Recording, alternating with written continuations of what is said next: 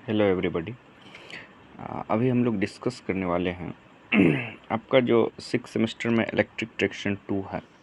वैसे तो सारा सिलेबस पढ़ा दिए हैं, फिर भी हमको लगा कि आप लोग के बीच इस वीडियो के माध्यम से एक मोटिवेशन भी मिल जाएगा और साथ ही आप लोग का थोड़ा सा जो कंसेप्ट लेवल है उसको अपग्रेड कर दिया जाएगा। तो देखिए उसमें तो हम लोग वैसे इलेक्ट्रिक ट्रैक्शन 2 जो है बहुत ही एक तरह से आसान है, बोलने के लिए बोले तो बहुत आसान है। कंप्लीटली थ्योरी है, डायग्रामेटिकली रिप्रेजेंटेशन है और थ्योरी है। तो इसमें unit 1, unit 2, unit 3, unit 4, unit 5 पाँचों यूनिट हम लोग डिस्कस कर चुके हैं, रिवाइज भी कर लिए हैं, प्रीवियस ईयर 19-20 का क्वेश्चन भी देख लिए, क्लास टेस्ट भी 2 लगा दिए। फिर भी हम सोचे कि वीडियो के माध्यम से थोड़ा सा आपको कुछ कुछ इम्पोर्टेंट चीज़ को हम बहुत लाइट, बहुत डेप्थ में नहीं, बहुत लाइटली और बहुत कम टाइम में ज़्यादा डिस्कस करेंगे। क्यों? क्योंकि अभी आपका एग्ज़ाम टाइम है, आप बहुत ज़्यादा वीडियो पे भी टाइम ना दें, आप खुद से ज़्यादा स्टडी करें। और ये सिर्फ आप लोग का एक रिफ़्रेशमेंट के रूप में है कि चलो यार सर कुछ अपलोड किए तो उसको सुन लेते हैं क्या आप बोले, उस रूप में लेना है, ठीक है? क्योंकि पढ़ाई तो पूरा हो चुका है सिलेबस। चलिए ज़्यादा बात नहीं करते। तो पहला देखिए हम लोग 2 टॉपिक जिससे कि आपका नहीं कुछ भी तो लगभग 25 मार्क्स का क्वेश्चन आएगा। एक मेंटेनेंस है, दूसरा प्रोटेक्शन है। किसका मेंटेनेंस, किसका प्रोटेक्शन सर? तो मेंटेनेंस हम लोग मेनली इलेक्ट्रिक लोको जो है, फाइनली हम लोग इलेक्ट्रिक ट्रैक्शन 2 में कम्प्लीटली इलेक्ट्रिक लोको का ही बात किए हैं, चाहे उसका नोमेनक्लेचर हो, चाहे उसका पावर सर्किट, कंट्रोल सर्किट हो, चाहे उसका मेंटेनेंस हो, चाहे उसका प्रोटेक्शन हो, उसमें एक नया टेक्नोलॉजी LIM हो या फिर computer application for electric traction हो। तो मतलब पाँचों यूनिट का हम उद्देश्य आपको मोटा मोटी बता दिए। तो चलिए मेनली हम लोग प्रोटेक्शन और मेंटेनेंस दोनों मिला के लगभग सर मेरा 25 मार्क्स का क्वेश्चन रहेगा, तो ये दोनों को ओवरव्यू सर दे दीजिए। तो देखिए हम प्रोटेक्शन के बारे में अगर बात करें तो प्रोटेक्शन हम आपको पढ़ाए भी होंगे, स्विच गियर में भी पढ़ाए हैं कि जैसे एक पावर सिस्टम को जनरेशन, ट्रांसमिशन, डिस्ट्रीब्यूशन सारे चीज़ को एक हम 24/7/365 डेज तक चलाने के लिए प्रोटेक्शन स्कीम के हेल्प से हम उसके लाइफ को अप्रोप्रिएट टाइम तक चला सकते हैं। सिस्टम में एकाएक फॉल्ट आए तो सिस्टम को हम बचा सकते हैं उस फॉल्ट से। और फिर बहुत ज़्यादा जो हैवी कॉस्टली इक्विपमेंट रहता है वो हम लोग का बचा हुआ रहेगा, जिससे कि कैपिटल कॉस्ट हम लोग का बार बार नहीं इन्वेस्ट करना पड़ेगा। ठीक है सर, कैपिटल कॉस्ट नहीं इन्वेस्ट कीजिएगा, बट प्रोटेक्शन और मेंटेनेंस में तो खर्चा लगता है ना सर, तो वो कैपिटल कॉस्ट की तुलना में बहुत कम होता है। अगर 10 लाख का मशीन है, 10 लाख का मशीन है, और अगर हम प्रोटेक्शन और मेंटेनेंस उसका करते हैं पर ईयर भी हमको लगभग 50,000 60,000 में हमको पूरा साल में मेंटेनेंस उसका हो जाता है, और प्रोटेक्शन स्कीम के लिए जो इक्विपमेंट चाहिए वो भी हम लोग उसको यूज कर लेते हैं, मैक्सिमम 1 लाख रुपया। तो जहाँ 10 लाख का एक सामान है उसको हम अगर 50,000 पर ईयर या 40,000 यूज करके अगर हम उसको बचा ले रहे हैं तो डेफिनेटली 5 साल 7 साल वो आराम से चल जाएगा। नहीं तो एक फॉल्ट आया, पता चलेगा कि सिस्टम खरीद के लाए और 10 दिन 5 दिन में ख़त्म हो गया। तो must be required proper operating time required होता है, जैसे 5 साल 10 साल 8 साल अगर सिस्टम में चल जाए कोई इक्विपमेंट तो लगभग वो जितना कॉस्ट का है उससे ज़्यादा आपको बेनिफिट दे जाता है। तो चलिए, तो प्रोटेक्शन मतलब क्या होता है सर? प्रोटेक्शन मतलब हुआ कि सिस्टम को जो आप चला रहे हो उसमें किसी भी कारण से रेटेड वैल्यू से ज़्यादा वैल्यू का अगर करंट आ रहा है सिस्टम में, रेटेड वैल्यू से ज़्यादा वैल्यू का लोड उसमें किसी भी कारण से लग गया, ओवरलोड हो गया सिस्टम, तो उस सब सारे चीज़ से बचाने के लिए, या नेचुरल कुछ फेनोमेना हो गया, उस सारे चीज़ से बचाने के लिए हम लोग को फॉल्ट प्रोटेक्शन स्कीम लगाते हैं। ठीक है, तो उसमें टॉपिक के हिसाब से, सिलेबस के हिसाब से सर देखिए तो उसमें क्या है, ब्रॉड स्ट्रेटेजी फॉर प्रोटेक्शन, यानी कि प्रोटेक्शन के लिए क्या हम लोग का प्लान है, क्या स्ट्रेटेजी हम लोग तैयार करते हैं सर। दूसरा जो इलेक्ट्रिक लोको में जो मेनली जो प्रोटेक्शन करते हैं, किस चीज़ से बचाने के लिए सोचते हैं सर? सबसे पहले सर्ज प्रोटेक्शन है। सर्ज प्रोटेक्शन भी 2 टाइप का है सर, डायरेक्ट है, डायरेक्ट लाइटनिंग के थ्रू है, और स्विचिंग सर्ज है सर। उसके बाद हम लोग का सिस्टम में ओवरलोड ना हो जाए, इलेक्ट्रिक लोको पे जो हम लोग लोड लगाते हैं, मतलब कि जितने भी हम लोग कंपार्टमेंट जोड़ते हैं, बॉगी जोड़ते हैं, वो ज़्यादा न जुड़ जाए, या ओवरलोडेड ना हो जाए इलेक्ट्रिक लोग को, उससे बचाने के लिए क्या स्कीम है सर मेरे पास। दूसरा कि अर्थ फॉल्ट जो होता है, क्योंकि इलेक्ट्रिक लोको है तो पावर सर्किट कंट्रोल सर्किट होगा, तो उसमें अर्थ फॉल्ट होगा सर। अर्थ फॉल्ट अगर हो रहा है तो उसको प्रोटेक्ट करने के लिए क्या स्कीम है सर मेरे पास। इसके बाद सिस्टम में किसी भी कारण से ओवर वोल्टेज हो रहा है या बहुत ज़्यादा ओवरलोड होने के कारण अंडर वोल्टेज हो रहा है सर, तो उसके लिए हमारे पास क्या स्कीम है सर बचाने के लिए। तीसरे इसके बाद है कि करंट जो है सर, अगर सर्किट के रूप में बात करें, इनकमिंग और आउटगोइंग सर्किट में करंट का डिफरेंस बहुत ज़्यादा हो रहा है सर, जिसके कारण क्या होगा, डिफरेंशियल करंट प्रोटेक्शन स्कीम हम लोग लगाते हैं, मेनली कहाँ, ट्रैक्शन सर्किट में लगाते हैं। इसके बाद हाई और लो एयर प्रेशर अगर बन रहा है कहाँ sir, air pressure in the air circuit, जिसके थ्रू हम लोग पेंटोग्राफ का मैकेनिज्म देखते हैं, जिसके थ्रू हम लोग ब्रेकिंग सिस्टम देखते हैं, वो सारे चीज़ में अगर प्रेशर बहुत ज़्यादा घट गया, बहुत ज़्यादा हाई हो गया, तो उसको कंट्रोल करने के लिए क्या मेरे पास प्रोटेक्शन स्कीम है सर।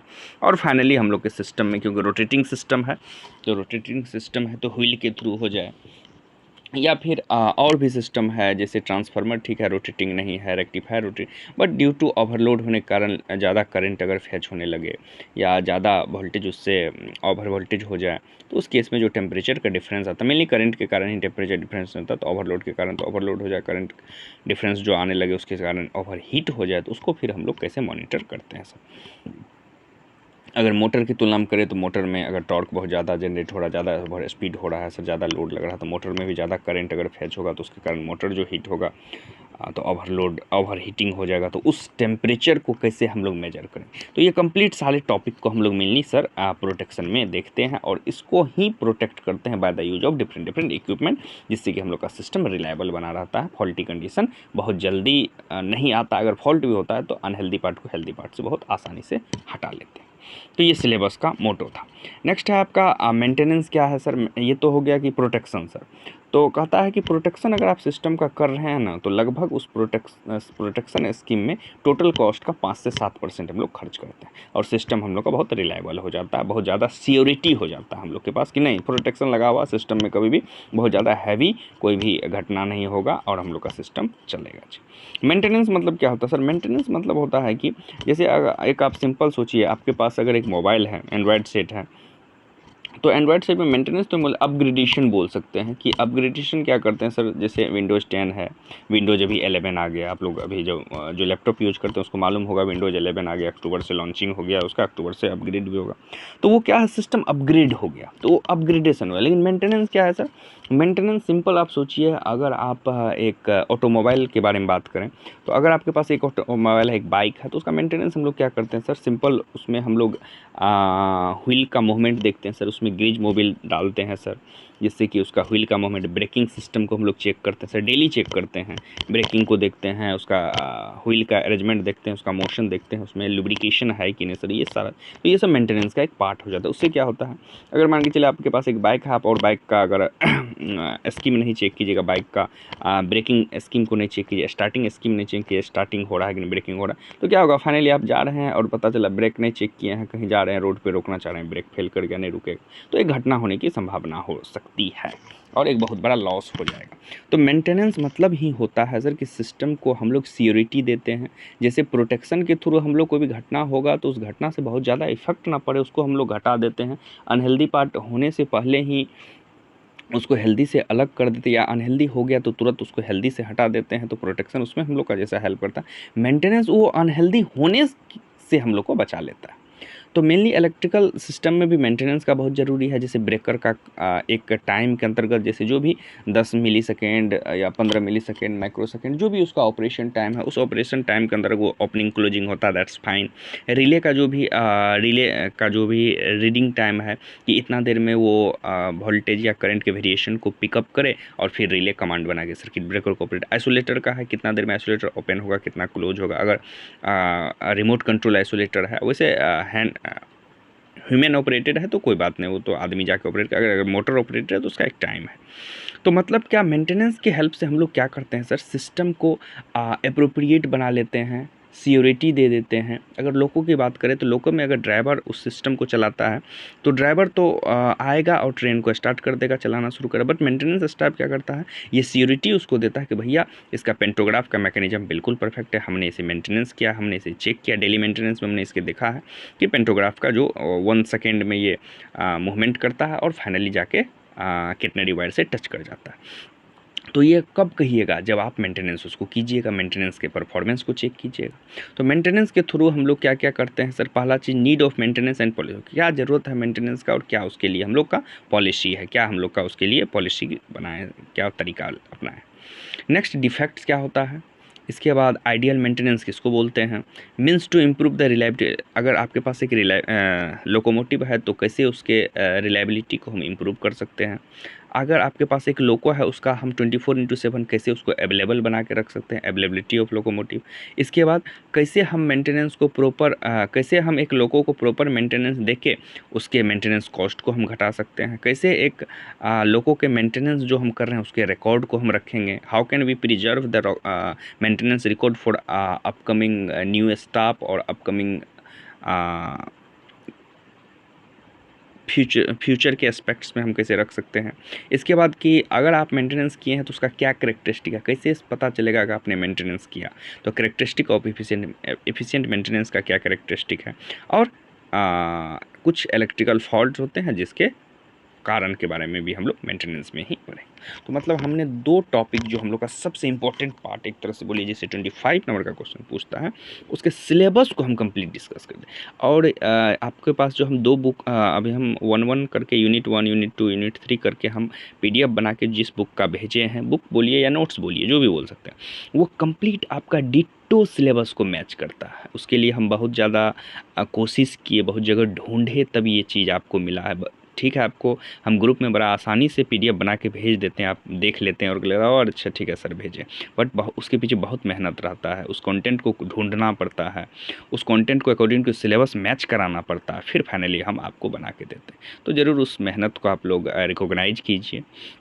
उस मेहनत को रिकॉग्नाइज करना मतलब क्या सर, हम आपको थैंक यू बोलेंगे? नहीं, थैंक यू हमको नहीं बोलना है, आप हमें नंबर लाइए, 70 में हमें 60 नंबर ला के दीजिए, वही रिकॉग्नाइज हुआ कि हमने जो मेहनत किया वो आप हमें रिटर्न के रूप में दे रहे हैं। सर हमने देखिए 70 में 60 ये 70 नंबर में आपको 60 नंबर ला के दे रहे हैं सर। तो बस यही मेरा आपसे एक्सपेक्टेशन रहता है, उम्मीद रहता है, और इसी के लिए हम आपके पीछे मेहनत करते हैं इतने ज़्यादा। चलिए ठीक है, वो जो भी है वो सर आपका काम, आप मेहनत करते हैं। अब देखिए 2 जो टॉपिक हम आपको बताए हैं, पहला टॉपिक था आपका प्रोटेक्शन, दूसरा था मेंटेनेंस, इसको आप दोनों तरीके से ले सकते हैं, पहले मेंटेनेंस बोलिए, दूसरा प्रोटेक्शन बोलिए। तो देखिए दोनों टॉपिक का अपना अपना उद्देश्य है। और पहला अगर हम लोग शुरू करें अभी तो हम लोग प्रोटेक्शन ऑफ इलेक्ट्रिक लोको को अगर डिस्कस करें सर, तो देखिए प्रोटेक्शन ऑफ इलेक्ट्रिक लोको में क्या क्या बात है। देखिए प्रोटेक्शन ऑफ लोको में सबसे पहला कि हम लोग के पास क्या स्ट्रेटेजी है सर, क्या प्लान है सर हमारे पास।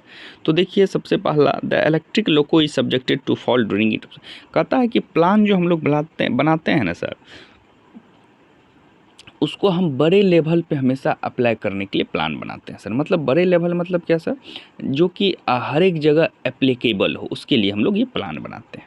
तो कहता है कि अगर हम प्रोटेक्शन का प्लान बनाते हैं तो उसमें क्या क्या देखते हैं सर। सबसे पहले हमको ये नॉलेज होना चाहिए कि एक इलेक्ट्रिक लोको है तो उसमें क्या क्या एबनॉर्मलिटी आ सकते हैं। तो सिंपल है सर, शुरू से पढ़ते हैं, मालूम है सर, क्या क्या बोलिए। तो सबसे पहला ओवर वोल्टेज सर उसमें होगा, तो वो एबनॉर्मलिटी है सर। दूसरा वोल्टेज का फ्लैक्चुएशन अगर हो, जैसे हम लोग का किटनरी सिस्टम 25 kV वोल्टेज है बट उसमें फ्लैक्चुएशन है सर, वो भी क्या है, एक एबनॉर्मलिटी का कंडीशन है सर। तीसरा, अगर हम पेंटोग्राफ को ऑन ऑफ करते हैं, कनेक्ट डिस्कनेक्ट करते हैं, आइसोलेटर को कनेक्ट डिस्कनेक्ट करते हैं, उस समय जो एक सर्ज होता है, एकाएक वोल्टेज का बढ़ना, एकाएक वोल्टेज जो बढ़ जाता है sir, that is switching surge के अंतर्गत आता है सर। तो वो स्विचिंग सर्ज भी एक फॉल्ट का कंडीशन है सर। इसके बाद अगर हम ट्रांसफार्मर का नंबर ऑफ टर्न्स जो है वो शॉर्ट कर जाता है सर, तो ट्रांसफार्मर के नंबर ऑफ टर्न्स के कारण जो शॉर्ट सर्किट होता है वो भी एक फॉल्ट का कारण है सर। कुछ ऐसे कंपोनेंट है जैसे रेक्टिफायर है, डायोड है सर, फिल्टर सर्किट है सर, कैपेसिटर है, ये डिफरेंट जो इक्विपमेंट है, छोटे छोटे इलेक्ट्रॉनिक्स, वो पार्ट फेल कर जाता है, वो भी आपका फॉल्ट का एक कारण है सर। और नेक्स्ट सबसे इम्पोर्टेंट है कि आपका ड्यू टू ओवरलोडिंग या ड्यू टू ज़्यादा टाइम तक अगर इंसुलेशन मटेरियल यूज करते हैं तो इंसुलेशन अपना प्रॉपर्टी खो देता है, that is called failure of insulation. तो मेनली जो 5 पॉइंट है, over voltage, voltage fluctuation, switching surge, short circuit होना, ट्रांसफार्मर के वाइंडिंग में, failure of component like diode, transistor, rectifier and failure of insulation, ये मोटा मोटी जो एक तरह से 5 या 6 पॉइंट है सर, ये 6 पॉइंट किसी भी सिस्टम में, किसी भी सिस्टम का नहीं बात करें, इलेक्ट्रिक लोको में जो है सर ये फॉल्ट का कारण बनता है, जिसको हमको प्रोटेक्ट करना चाहिए या इसके लिए हम प्रोटेक्शन स्कीम लगा के रखेंगे, दैट इज कॉल्ड स्ट्रेटेजी। ये स्ट्रेटेजी हम बनाएंगे भैया, ये चीज़ होता है सिस्टम में और ये बड़ा फ्रिक्वेंटली होता है, बड़ा आसानी से, बड़ी जल्दी हो जाता है, तो इसके लिए क्या हम स्कीम लगा दें कि ये चीज़ हो और हमको पता चल जाए, या ये चीज़ हो तुरंत इस पार्ट को हम लोग हेल्दी पार्ट से तुरंत डिस्कनेक्ट कर दें, that is the broad strategy for protection. तो देखिए इसके लिए जो हम लोग स्ट्रेटेजी लगाते हैं वो देखिए क्या क्या लगाते हैं मेनली। तो मेनली इसके लिए क्या करते हैं सर, हम लोग जो रेटेड वैल्यू है उस वैल्यू के रिस्पेक्ट में कितना ज़्यादा डिफरेंस हो रहा है। अगर मान के चलिए 25 के भी वोल्टेज है और ओवर वोल्टेज होके वो हो जा रहा है आपका 35, या अंडर वोल्टेज होके हो जा रहा है 11 के भी या 18 के भी, तो वो सारे सिस्टम के लिए हम लोग क्या करते हैं सर, हम लोग इक्विपमेंट का अरेंज किए हुए हैं, जो इक्विपमेंट क्या करता है उस चीज़ को अरेंज कर, जैसे वोल्टेज प्रोटेक्शन के लिए हम लोग वोल्ट मीटर लगा के रखे हैं। वोल्ट मीटर क्या करता है, उसको जैसे ही उस वोल्टेज के फ्लक्चुएशन को रीड करता है कि कितना ज़्यादा वोल्टेज का फ्लक्चुएशन है। बहुत ज़्यादा वोल्टेज का फ्लक्चुएशन है तो अगर बहुत ज़्यादा वोल्टेज घट रहा है तो करंट का वैल्यू बढ़ेगा, तुरंत क्या करेगा, सीटी उस करंट को मेजर करेगा और सर्किट ब्रेकर तुरंत ट्रिप कर देगा, ये रेटेड वैल्यू से ज़्यादा वैल्यू का करंट जा रहा है, तो मतलब वो क्या हो गया, अंडर वोल्टेज के रूप में आ गया। देखिए दूसरा चीज़ कि हम लोग क्या करते हैं, जोन में बांटते हैं सर, यहाँ हम लोग जोन में बांटते हैं। जोन मतलब क्या करते हैं सर, मेनली हम लोग 2 टाइप का जोन कर देते हैं सर। एक कर देते हैं हम लोग फॉल्ट जो होता है लोकोमोटिव में, उसके कारण प्रोटेक्शन, फॉल्ट को रोकना, वो भी एक प्रोटेक्शन का तरीका है सर, फॉल्ट को रोकना, जिससे प्रोटेक्शन हो जाएगा सर। तो प्रोटेक्शन के लिए फॉल्ट को रोकते हैं सर।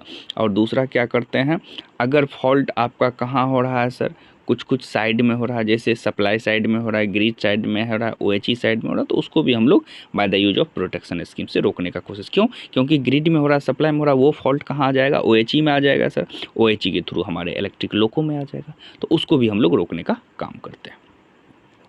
अब कहता है कि फॉल्ट को हटाने का 2 तरीका है सर, या तो हम लोग फॉल्ट होने के 2 तरीका, या तो एक्सटर्नल फॉल्ट होता है या इंटरनल फॉल्ट होता है। इंटरनल मतलब मशीन के अंदर, लोगों के अंदर खुद फॉल्ट तैयार हो जाना, या बाहर से फॉल्ट आया और लोगों के अंदर पुट हो गया सर। तो दोनों चीज़ पे हमको ध्यान रखना होगा, अगर बाहर से फॉल्ट आ रहा है तो उसको भी रोकना है, और अंदर अगर हो रहा है तो उस फॉल्ट को भी डिटेक्ट करना होगा by the use of different equipment के अरेंजमेंट से। ये हम लोग का स्ट्रेटेजी है, प्लान है, यही ना स्ट्रेटेजी है हम लोग का। अब कहता है कि इलेक्ट्रिक लोको के अंदर में जो हो रहा था, अंदर में क्या क्या है, मेनली पावर सर्किट है, कंट्रोल सर्किट है, ऑक्सिलरी सर्किट। बाहर से क्या क्या है, ओएचई है, मेनली ट्रैक्शन सब स्टेशन है, ये सब बाहरी पार्ट हो गया। तो अंदर का अगर बात करें तो पावर सर्किट है, जिसमें क्या क्या आ जाएगा सर, मेनली पावर सर्किट में हम लोग ओएचई के थ्रू ट्रांसफार्मर में, ट्रांसफार्मर से टैप चेंजर से रेक्टिफायर से इलेक्ट्रिक मोटर में चला जाता है। ऑक्सिलरी सर्किट में क्या क्या है सर, तो ऑक्सिलरी सर्किट में लाइटिंग हो गया सर, एयर कंडीशनिंग हो गया सर, बैटरी चार्जर हो गया सर, ब्लोअर हो गया, एग्जॉस्टर हो गया, ये सब हो गया। तो उसमें भी हम लोग उस सारे इक्विपमेंट को हम लोग over voltage protection, under voltage protection, earth protection, वो सारे रिले वगैरह का कनेक्शन करके रखते हैं। इसके बाद कंट्रोल सर्किट की सबसे इंपॉर्टेंट पार्ट है, जिसके थ्रू हम लोग कंट्रोल करते हैं। फाइनली चार्ज सप्लाई सर्किट के लिए, प्रोटेक्शन स्कीम के लिए डिफरेंट, क्योंकि कुछ कुछ ऐसे इक्विपमेंट होते हैं जिसको एक्स्ट्रा एनर्जी आपको देना होगा उसको चलाने के लिए। जैसे एक मल्टीमीटर अगर आप लोग कभी यूज किए होंगे तो देखेंगे आजकल जो डिजिटल मल्टीमीटर लाया है, तो उसमें सबसे पहले हम लोग क्या करते हैं, बैटरी लगा के रखते हैं, और बैटरी लगा के क्या करते हैं सर, उसको खुद इनर्जाइज करते हैं, और इसके बाद फिर जहाँ हम लोग को रेसिस्टेंस चेक करना हो कि कितना प्रतिरोध है, कितना वोल्टेज है, कितना करंट है, तो फिर उसको हम लोग वहाँ अप्लाई करते हैं। ठीक है, तो ये स्ट्रेटेजी है हम लोग का इलेक्ट्रिक लोगों को प्रोटेक्ट। सबसे पहले फॉल्ट जान गए कितने टाइप का हो गया, ये नॉर्मल है, सब जहाँ भी होता है सब इतने होता है। Over voltage, voltage fluctuation, switching surge, short circuit, failure of component, failure of insulation. अब इसको करने के लिए क्या क्या प्लान है सर? इसके लिए दो टाइप का प्लान करते हैं। या तो ये सबसे पहले पता करते हैं ये एक्सटर्नल है इंटरनल है। एक्सटर्नल है तो एक्सटर्नल फॉल्ट में जो जो तरीका है वो अपनाते हैं, जिसमें हम लोग क्या करते हैं कि एक्सटर्नल फॉल्ट के लिए डिफरेंट डिफरेंट इक्विपमेंट का अरेंजमेंट करके रखते हैं, उसके हम लोग एक्सटर्नल फॉल्ट को डिटेक्ट कर लेते हैं। अगर इंटरनल फॉल्ट है तो इंटरनल फॉल्ट हो तो इलेक्ट्रिक लोको के अंदर होगा, लोको के अंदर है तो उसके लिए हम लोग डिफरेंट डिफरेंट प्रोटेक्शन इक्विपमेंट लगाए हुए हैं, चाहे आप क्या बोले अर्थ फॉल्ट प्रोटेक्टर रिले लगाए हुए हैं, या सीटी का अरेंजमेंट किए हुए हैं, या फिर आपका करंट मेजरिंग इक्विपमेंट लगाए हुए हैं, उसके थ्रू हम लोग फॉल्ट को डिटेक्ट कर लेते हैं। तो ये हम लोग का प्लान होता है। सर्किट की में बात करें तो power circuit, control circuit, auxiliary circuit, 3 type का सर्किट होता है सर। तीनों का प्रोटेक्शन का स्कीम लगाए हुए हैं सर। तो ये था हम लोग का ब्रॉड स्ट्रेटेजी फॉर प्रोटेक्शन। पहला पॉइंट क्लियर हो गया। दूसरा पॉइंट पे अगर बात करें सर, सर्ज प्रोटेक्शन, ये सबसे ज़्यादा इम्पोर्टेंट है। सर्ज प्रोटेक्शन जो है ये सबसे इम्पोर्टेंट है। क्यों? क्योंकि सर्ज जो होगा वो 2 टाइप से होगा। सर्ज मतलब क्या सर? एकाएक वोल्टेज का बढ़ना, सिंपल समझिएगा, एकाएक वोल्टेज का बढ़ना, यानी कि ओवर वोल्टेज होना, दैट इज कॉल्ड सर्ज का एक कारण है। तो इसके लिए 2 टाइप, एक तो डायरेक्ट लाइटनिंग स्ट्रोक, यानी कि जो नेचुरली फिनोमेना होता है, क्योंकि ट्रेन तो आपका किस पे चलेगा? लोको तो हमेशा बाहर एटमॉस्फेयर में चलेगा। तो हम लोग के इंडिया में जो वेदर कंडीशन है, वर्षा का मौसम, उस समय जो ड्यू टू लाइटनिंग के कारण जो स्ट्रोक होता है सर, वो भी एक कारण है हम लोग का ओवर वोल्टेज होने का। और दूसरा हम लोग का तो सिंपल है कि सर स्विचिंग के कारण, यानी कि स्विच मतलब हम लोग का जो अंदर में जो इलेक्ट्रिक लोको के पावर सर्किट, कंट्रोल सर्किट और आप लोग का ऑक्सिलरी सर्किट है, उसमें जो हम लोग स्विच ऑन ऑफ करते हैं, तो उसके कारण भी हम लोग का क्या होगा सर?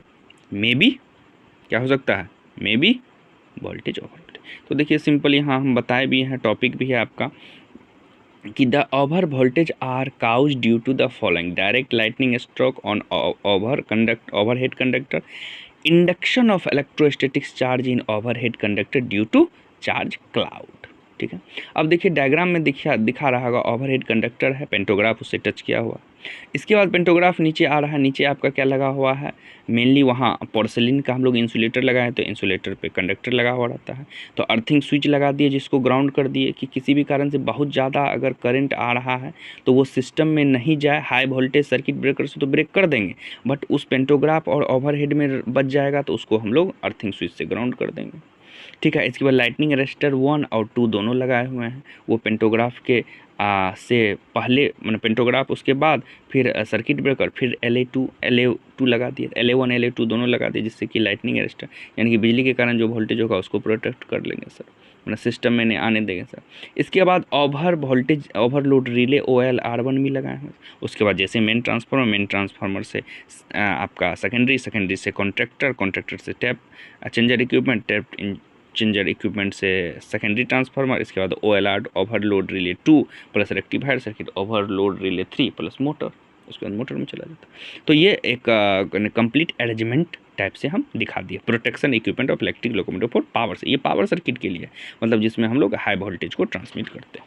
ठीक है, पावर सर्किट के लिए। अब नेक्स्ट है direct lightning stroke. Direct lightning stroke में क्या क्या होता है? तो सिंपल हम लोग जानते हैं कि बिजली का जो चमकना होता है, या थंडरिंग जिसको बोल सकते हैं, उसके कारण जो वोल्टेज होता है वो डायरेक्ट लाइटनिंग में आ जाता है। ठीक है, और इसका होने का कारण क्या है? क्योंकि ये सर मेनली क्या होता है कि इलेक्ट्रिक इंजन जो होता है उसके रूफ पे होता है सर। रूफ मतलब छत पे होता है, जो ओपन एयर में होता है सर, और जिसके कारण क्या होता है, उस पे आपका लाइटनिंग हो जाता है। ठीक है, तो डायरेक्ट लाइटनिंग स्टोरेज। नेक्स्ट है स्विचिंग सर्ज। स्विचिंग सर्ज भी 2 टाइप का है सर, एक्सटर्नल और इंटरनल है सर। तो एक्सटर्नल में आपका लाइटनिंग भी आ जाता है, ट्रांसमिशन लाइन के थ्रू जो होता है वो स्विचिंग सर्ज में आ जाता है। और नेक्स्ट है आपका अर्थिंग स्विच। इंटरनल में तो आप लोग समझ भी करते हैं इंटरनल में क्या क्या होता है। इंटरनल में आपका जो भी होता है जिस टैप चेंजर हो, या फिर आपका इक्विपमेंट डिफरेंट लगा हुआ हो, तो उसके कारण भी इंटरनली हम लोग का क्या होता है, टैपिंग मैकेनिज्म है या रिले ब्रेकर है, इसके कारण क्या होता है, वोल्टेज का जो वेरिएशन होता है या उसके कारण जो एक वोल्टेज बनता है वो भी एक सर्ज का कारण करता है। और अर्थिंग स्विच हम लोग मेनली इसलिए लगाते हैं कि ओवर करंट सिस्टम में आ जाए, या किसी भी फॉल्टी कंडीशन में जिसको हम कहीं नहीं प्लेस्ड कर सकते, तो क्या एक ही अर्थ है मेरे पास जो यूनिवर्सल एक्सेप्टर यूनिवर्सल डोनर है, तो अर्थ में हम लोग उसको प्लेस्ड कर देते हैं। तो मोटा मोटी ये था आपका स्विचिंग सर्ज और डायरेक्ट लाइटनिंग। तो डायरेक्ट लाइटनिंग तो प्रकृति के द्वारा होता है, स्विचिंग सर्ज में भी दो है, एक्सटर्नल स्विचिंग सर्ज और इंटरनल स्विचिंग सर्ज। तो एक्सटर्नल जब हम लोग ऑन ऑफ करते हैं तो वहाँ भी, और इंटरनल मतलब किसी भी इक्विपमेंट के अंदर, मशीन के अंदर का अर्थिंग स्विच तो समझ भी करते हैं कि प्रोटेक्शन का वो भी एक तरीका। तो मोटा मोटी 2 पॉइंट डिस्कस कर दिए। नेक्स्ट क्लास में, नेक्स्ट वीडियो जब हम लेके आएंगे, वीडियो कहे कि बहुत ज़्यादा बताएंगे तो वीडियो बहुत लंबा हो जाएगा, फिर आप लोग बोर हो जाइएगा। तो ऐसा भी नहीं करना है, बहुत लंबा वीडियो नहीं, ये एक रिफ्रेशमेंट का वीडियो है। जब भी आप खाली टाइम में रहेगा इस वीडियो को चला दीजिएगा, अपना सुन लीजिएगा, तो मोटा मोटी कुछ कुछ कंसेप्ट क्लियर हो जाएंगे और कुछ कुछ आपको नॉलेज भी हो जाएंगे। और मेन टाइम में आप डेफिनेटली पढ़ाई कीजिएगा, इन्हीं का वीडियो लगा के बैठे हुए नहीं। मेन टाइम में आप जितना भी आपको पढ़ा दिए, नोट्स दिए हैं, जो भी आपको प्रीवियस ईयर दिए, हाँ प्रीवियस ईयर की वीडियो को ज़रूर अच्छे से देखिए। ये तो यहाँ हम रिवाइज करवा रहे हैं आपको, तो ये वीडियो भी देखिए, ये भी वीडियो आपके नॉलेज को डेफिनेटली इन्हांस ही करेंगे। तो चलिए इसी विश्वास के साथ नेक्स्ट जो वीडियो में मिलेंगे, जिसमें हम लोग overload protection of main power circuit को डिस्कस करेंगे, तब वहाँ फिर हम नेक्स्ट वीडियो में मिलेंगे। तब तक जम के तैयारी कीजिए और जम के जी जान से करना है। 21 तारीख से आप लोग का एग्ज़ाम है, उस तरह से तैयारी करना है। और कितना नंबर लाना है? 70 में 60 नंबर लाना है। इस विश्वास से 70 में 60, इसको नहीं भूलना, इसको गांठ बांध लीजिए। ठीक है, चलिए, ओके, थैंक यू।